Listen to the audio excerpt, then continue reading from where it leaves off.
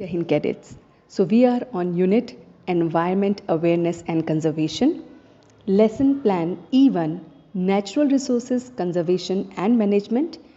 और सबसे पहले हम जान रहे हैं नेचुरल रिसोर्सेज को। तो वो रिसोर्सेज जो हमें यूज़फुल होते हैं और जो प्रोड्यूस होते हैं by nature and is essential for our survival are called natural resources. अब इसमें आते हैं हमारे air, water, wood, oil, solar energy, wind energy, fossil fuels, minerals and coal. Refined oil को हम नेचुरल रिसोर्स में नहीं लेते हैं बिकॉज वो ह्यूमंस के द्वारा क्रिएट होता है। Now we are talking about types of natural resources. तो सबसे पहले जो नेचुरल रिसोर्सेज होता है वो क्लासिफाइड होता है on the basis of origin, किस तरह का उनका ओरिजिन है। Second, state of development and third is renewability.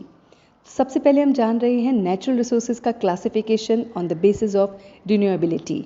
So first source is renewable resources. वो कौन से रिसोर्सेज हैं जो रिन्यूएबल होते हैं, जो रीस्टोर हो जाते हैं, जिनको हम नेचुरली रिप्लेनिश्ड करते हैं।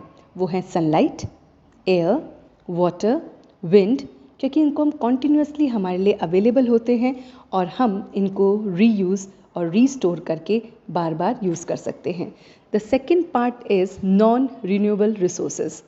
सो ये जो रिसोर्सेज होते हैं ये एक्सट्रीमली स्लो हमें मिलते हैं। दे formed extremely slowly and those which do not naturally form in the environment.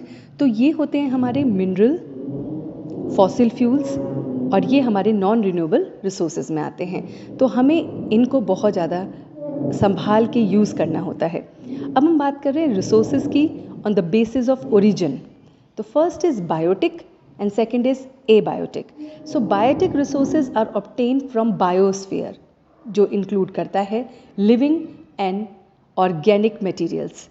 वो कौन कौन से हैं? वो हैं forest, animals and materials that can be obtained from them. तो फॉसिल फ्यूल भी हमारा बायोटिक है।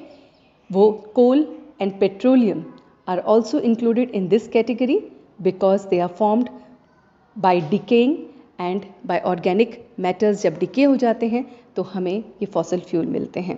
So this is biotic.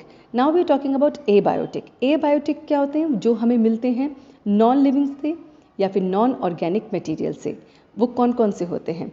वो हैं जैसे हमारे land, fresh water, air, heavy metals और हमारे ओर्स। जितने भी हमारे ओर्स हैं, गोल्ड, आयरन, कॉपर, सिल्वर, ये सारे हमारे इस कैटेगरी में आते हैं। अब हम वो रिसोर्सेज की बात कर रहे हैं जो है स्टेज ऑफ डेवलपमेंट पे। सो वो हैं पोटेंशियल रिसोर्सेज, जो स्टेज ऑफ डेवलपमेंट में हैं। पोटेंशियल रिसोर्सेज जो होते हैं वो किसी एक रीजन में एग्जिस्ट करते हैं और उनको हम फ्यूचर में यूज़ करते हैं। जैसे पेट्रोलियम को अगर हम देखें तो बहुत सारे पार्ट्स ऑफ इंडिया में यूज़ होता है और वहाँ पे पाया भी जाता है सेडिमेंट्री रॉक्स में। But until the time it is actually drilled out and put in use, it remains as potential resources।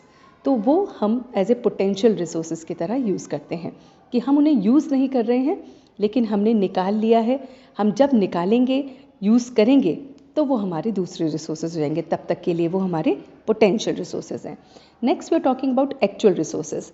So actual resources are those that have been surveyed and quality and quantity determines that being used in present time, जिनको हम अभी अभी use कर रहे हैं। जैसे कि would है, would processing depends upon technology available and cost involve. So actual resources को हम अभी प्रेजेंट टाइम में हम यूज़ करते हैं। कुछ होते हैं रिजर्व रिसोर्सेज। वो रिसोर्सेज होते हैं जो हम फ्यूचर में इनको रीस्टोर करके रख सकते हैं। The part of actual resources which can be developed profitably in the future are called as reserve resources. और जो लास्ट है वो है स्टॉक रिसोर्सेज। तो स्टॉक रिसोर्स रिजर्व रिसोर्स से कैसे डिफरेंट है? क्योंकि stock resource are those that have been surveyed but can not be used by organism due to lack of technology. तो अभी हमारे पास वो टेक्नोलॉजी नहीं है कि हम उन ऑर्गेनिजम्स को यूज़ कर सकें।